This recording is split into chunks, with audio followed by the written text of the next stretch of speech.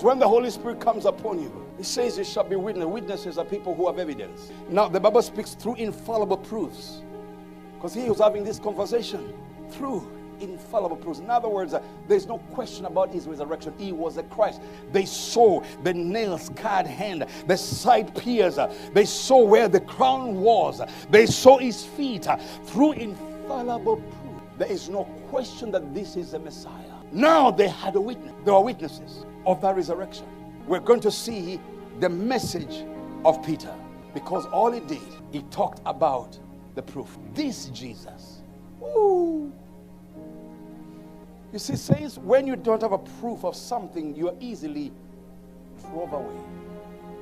You're easily deceived. You're easily confused. And this is why it took 40 days.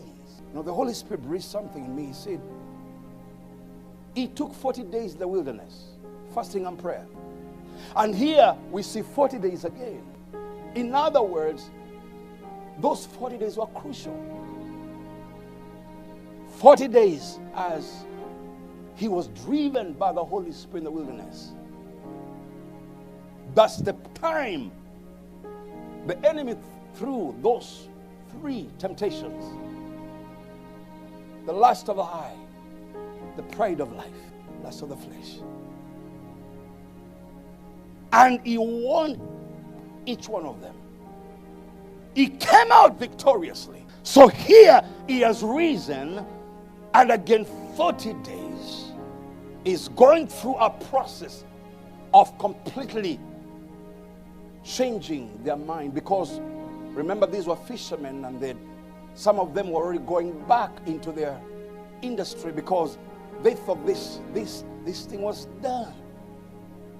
The seal has been put on the tomb. The Romans, he has, and it is declared, high priest, high priest, and all of them. But here Christ comes, because he said, and unless the grain of wheat falls into the ground, it abides alone. So he had to go, so he can come out, and then he can appear to the disciples, and then 540 days of infallible proof. Says, stay with me, because the Holy Spirit, what he's doing to us as a church, he wants us to come to that place that we're not going to continue handling the Holy Spirit the way we did last.